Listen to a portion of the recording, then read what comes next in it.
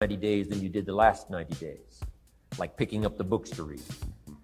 Do something different, like the new health disciplines, relationship with your family, whatever it is, doesn't matter how small it is. If you'll start doing different things with the same circumstances, since we cannot change the circumstances, but we can change ourselves. We can change what we do. And then he gave me another secret to success when he said, what you have at the moment, Mr. Rohn, you've attracted by the person you've become. What you have at the moment, you've attracted by the person you've become. Few little simple principles here. Once you understand these, it starts to explain so much. Now, sometimes it's a little tough to take, blaming yourself instead of the marketplace, taking responsibility instead of putting it off on someone else. That transition sometimes is a challenging mission. And this one was a little tough for me. He said, Mr. Rohn, you've got pennies in your pocket, you've got nothing in the bank, the creditors are calling, you're behind on your promises. He says, here's how that occurs. You've attracted, up until now, you've attracted the things to you because of the person you've become. Now I said, well, how can I change all that? He said, very simple. If you will change, everything will change for you. You don't have to change what's outside. All you've got to change is what's inside. To have more, you simply have to become more. And then he said, don't wish it was easier. Wish you were better. Don't wish for less problems. Wish for more skills. Start working on yourself, making these personal changes. And he said, it'll all change for you. Shoaff said, here's the secret, Mr. Rohn. Learn to work harder on yourself than you do on your job. Once I got that, it turned my life around. Learn to work harder on yourself than you do on your job. He said, if you work hard on your job, you'll make a living. If you work hard on yourself, you can make a fortune. Wow. If you would have known me at age 25, you would have said, Jim Rohn's a hard worker. If you'd have known me, you'd have said that. I'm the guy, I don't mind coming a little bit early, staying a little bit late. I don't mind that. You'd have said, well, Jim Rohn's a hard worker. You say, well, how come he's got pennies in his pocket, nothing in the bank, and behind on his promises? Well, I was a hard worker, but I was working hard on my job, not on myself. I'm telling you, if you'll learn that simple little principle and start the process today, latest tomorrow, I'll give you tonight to think it over. And start this whole process of personal development, work on yourself, make yourself more valuable to the marketplace. I'm telling you, you can so dynamically change your income, and economics is the least of the values that you can start earning in terms of equity if you'll start working harder on yourself than you do on your job. Work hard on yourself and develop the skills. Work hard on yourself and develop the graces. All of the stuff necessary to become more valuable to the marketplace. I'm telling you, your whole life can explode into change. Promotions, no problem. Becoming more valuable to the company, I'm telling you, no problem. Money, no problem. Economics, no problem. Future, no problem. If you just go to work on the right thing. Not get things out there to change. Don't try to change the seed. Don't change the soil.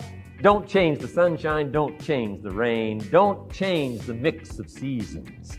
Let the miracle of everything that's available work for you, and start working on the inside. Work on your philosophy. Work on your attitude. Work on your personality. Work on your language. Work on the gift of communication. Work on all of your abilities. And if you'll start making those personal changes, I'm telling you, everything will change. Success is something you attract by the person you become. Success is not something you pursue, chase, run after. Success is something you develop, something you become. You attract success.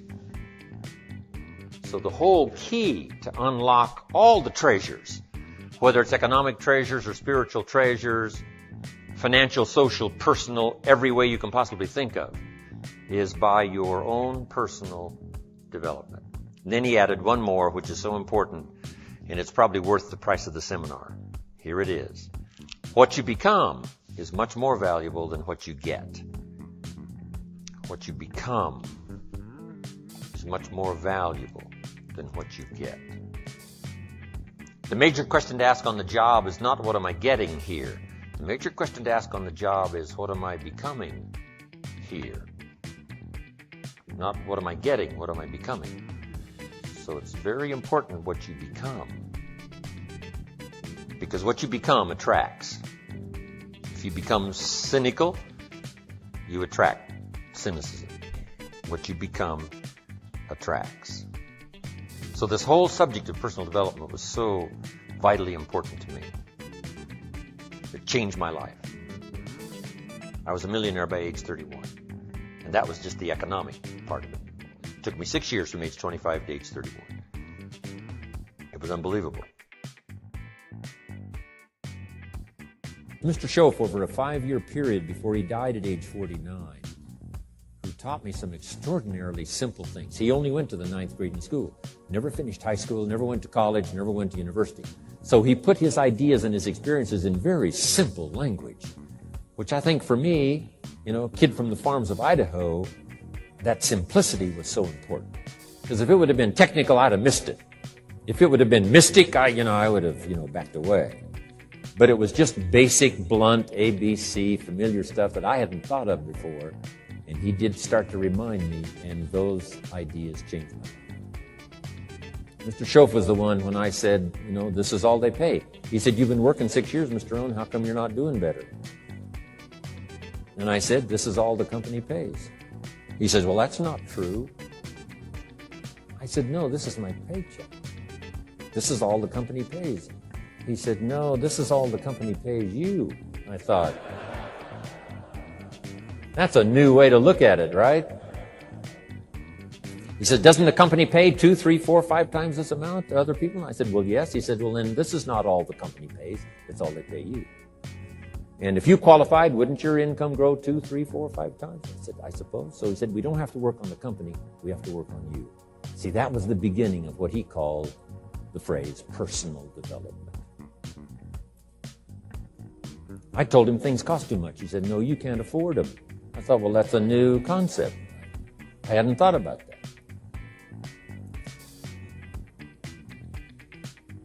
We put some of the valuable things on the high shelf, so you can't get to them until you qualify.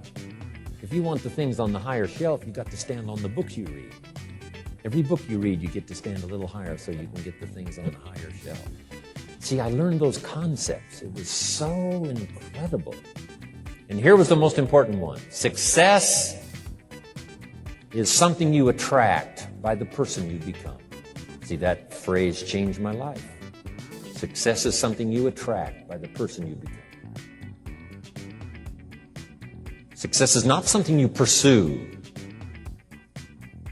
It's like chasing a butterfly. You can't quite catch it. Success is something you attract by becoming an attractive person. See, those were new concepts to me. I'm just working hard trying to make a living. Here's what he said to me. This changed my life. I got a chance to teach this in Moscow and across Russia. 3 visits, now the 4th. Here's what Schoaf taught me. Profits are better than wages. Nobody taught me that in high school. Nobody taught me that. I went to 1 year of college. Nobody taught me. Profits are better than wages. Wages make you a living. Profits make you a fortune.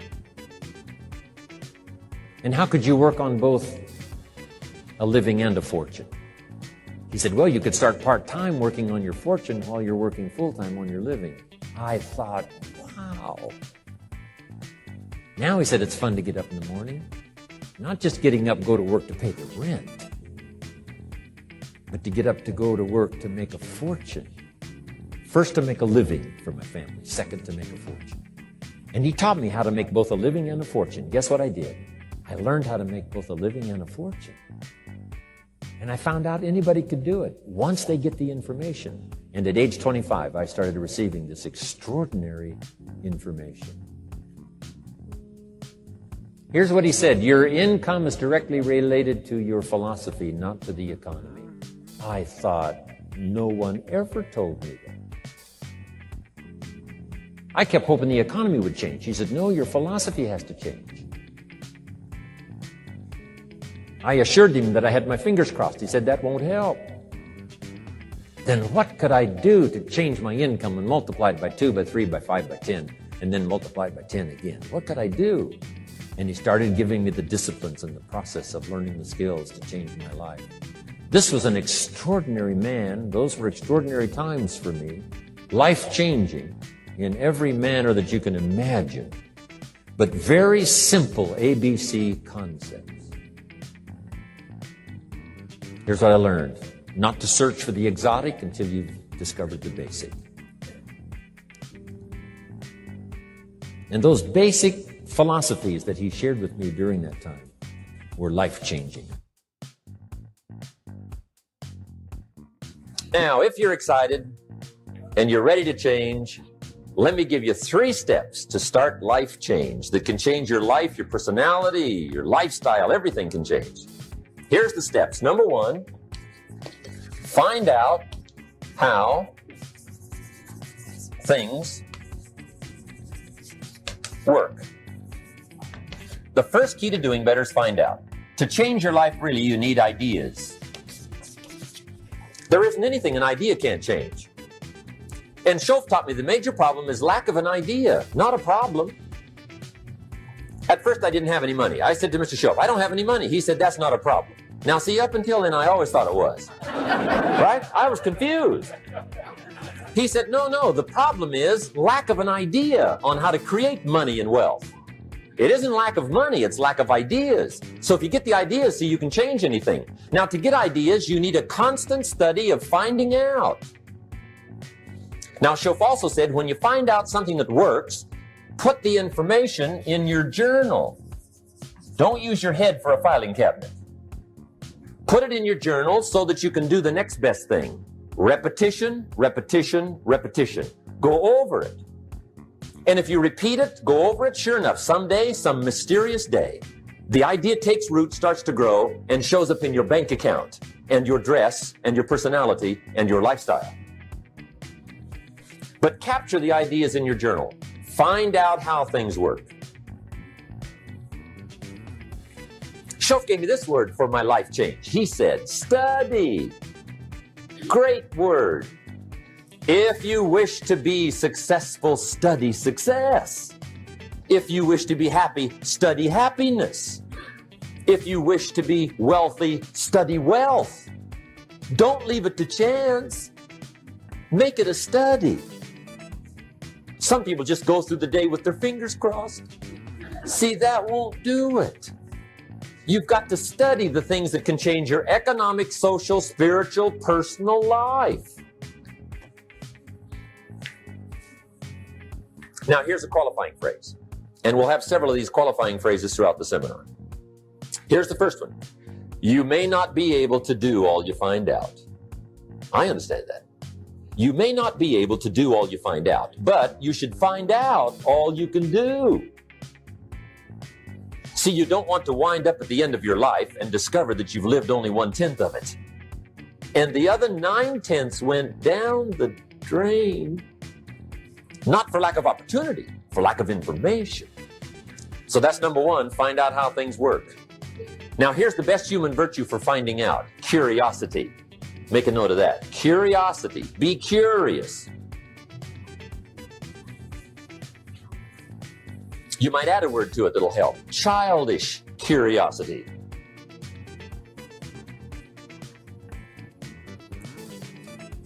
What will kids do if they want to know something bad enough? Bug you, that's the phrase. They can ask 1,000 questions. You think they're through? They got another 1,000.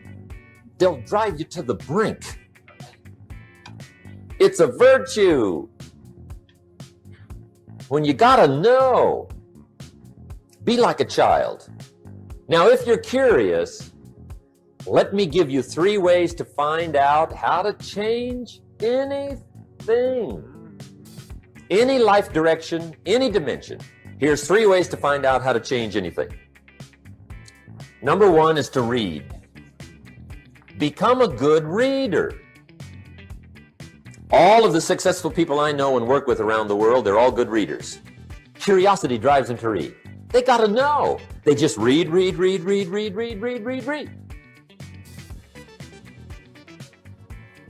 Become a good reader. Now, that's my opinion. Listen to the other lecturers and listen to me and make up your own mind. Don't be a follower. Be a student. Okay? I say, really, for life change, you got to read. One way to learn is from your own experiences, but another way to learn is from other people's experiences. See, one book might save you 5 years if you read it.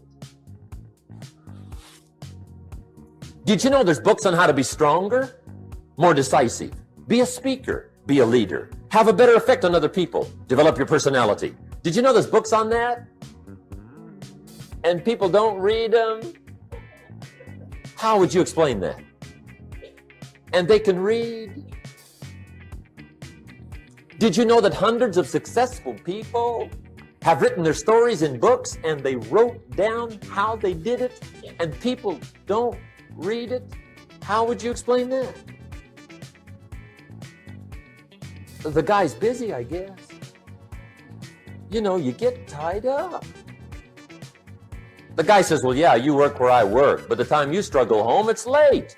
You got to eat a bite of supper, watch a little TV, get to bed. You can't sit up half the night reading. And the guy's behind on his car payment. Good worker, hard worker, sincere. But you got to be better than sincere and work hard. Otherwise, at the end of your life, you'll wind up cold, stony broke. You got to be better than a good worker. You got to be a good reader. My opinion. Now, you don't have to read half the night. Okay? Although if you're broke, that's not a bad place to start, right? Get on with the cure. But put this in your notes, 30 minutes a day. Just devote 30 minutes a day to reading. Stretch it to an hour if you can, but at least 30 minutes. 30 minutes a day, read something positive, something challenging, something inspirational, something instructional. At least 30 minutes a day. And here's the next clue. Every day. Don't miss. Once you set this up, just don't miss. Miss a meal, but not your 30 minutes. Because you can get along without some meals, but you can't get along without some books. There's a Bible phrase that says humans cannot live on bread alone or just food. It says the next most important thing to food is words. Words nourish the mind, makes us different than animals and dogs. Words nourish the soul. So humans have to have food and words in order to be happy and healthy. I told my staff the other day, some people read so little, they've got rickets of the mind. They're undernourished mentally. So to get a good diet of words, I suggest good reading habits, 30 minutes a day. Now, some people don't read because they don't read well. I understand that. And the national average is fairly poor. People have fairly poor reading skills. They're still trying to operate on awkward old skills of the past, right? Reading one word at a time. And with such poor skills, when you read, the mind usually wanders. Because you can think about a lot of things. The mind is an incredible mechanism.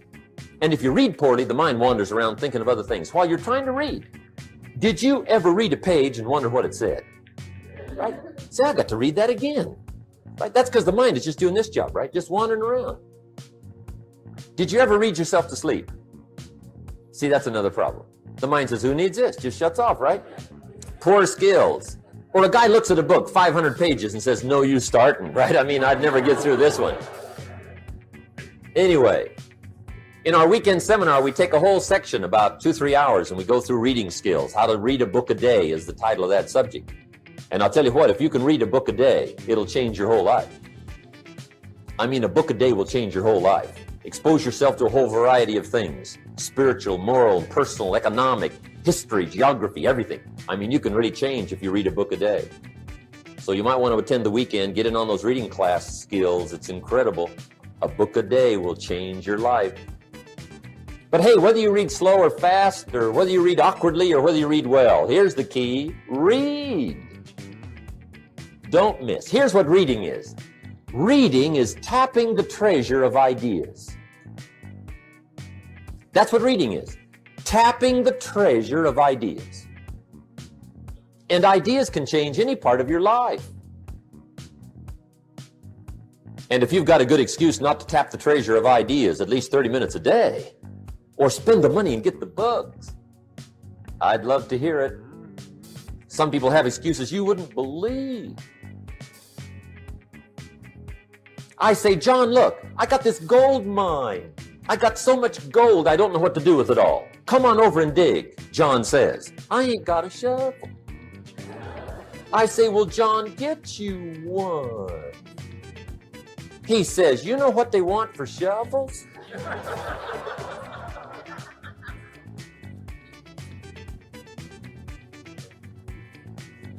Let me give you the two books that started my library at age 25. My library now is worth many, many, many thousands of dollars, but it started with two books. Mr. Schoaf recommended these to me, got me started. Schoaf said, become self-educated. He said, standard education will get you standard results. And you can check those numbers and see if that's what you want. But if you want to go beyond that, you now have got to become self-educated. So he got me started on my library. He said, one of the ways is build your library. Now, I had a Bible, right? That was 66 books, so that's a pretty good deal. But here's what else he recommended. He said, number one, get the book, Think and Grow Rich, by Napoleon Hill. Think and Grow Rich, if you don't already have it. The title should intrigue you. Think and Grow Rich. I found that book in a secondhand bookstore. I paid 47 cents for it. I've still got it. It's one of the rare hardback covers. I read it several dozen times. Schoaf taught me repetition is the mother of skill. Some of the ideas in that book helped to change my life. As I look back on it now, the book was worth several $100,000, and I bought it for 47 cents. What a lesson I learned, the difference between cost and value. Before I met Mr. Schoaf, I used to ask, how much does it cost? After I met Mr. Schoaf, I asked, how much is it worth? I started basing my life on worth instead of cost, and everything changed. But that was book one, Think and Grow Rich. The second book he recommended I get was a book on nutrition. Schoaf said, study nutrition. I think that first book was by Adele Davis. Eat Right to Keep Fit, I think. I've got lots of them now, but I think that was the first one. Schoaf said study nutrition, and there's all kinds of books on nutrition. Just read them all. Some are a little weird, but read them all. Right? If you're weird, do the weird stuff. I mean, whatever.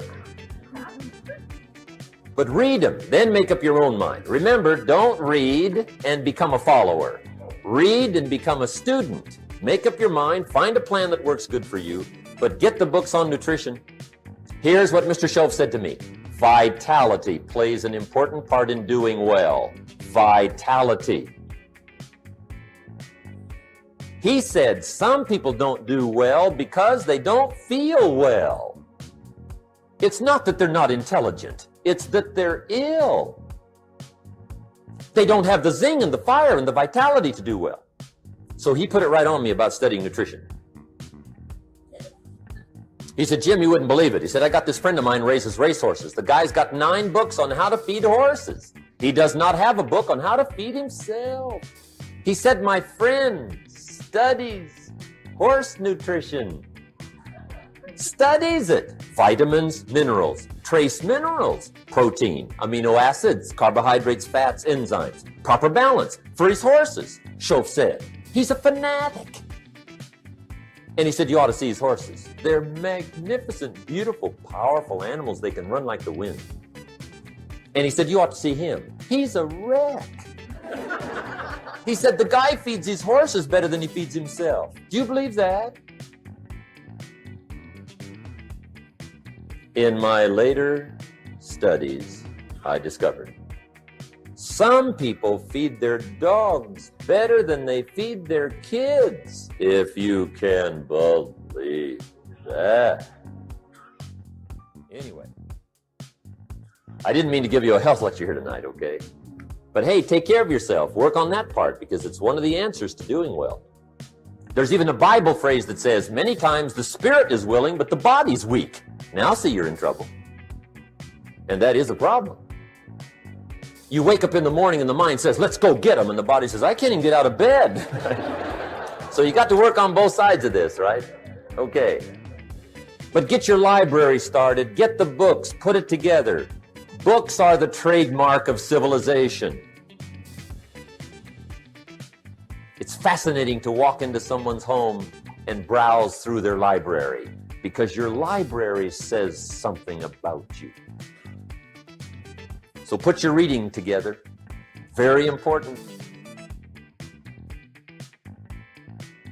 Here's the second way to find out how to change your life, and that's to listen. Get around successful people and listen. Now, you can also learn from unsuccessful people. Take notes on both, negative and positive. On the negative, the notes are called What Not to Do.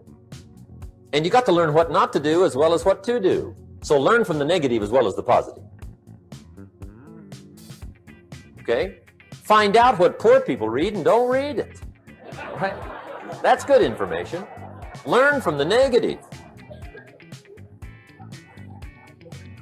But now you can also learn from the positive. Get around successful people. Listen to what they say. Listen to how they say it.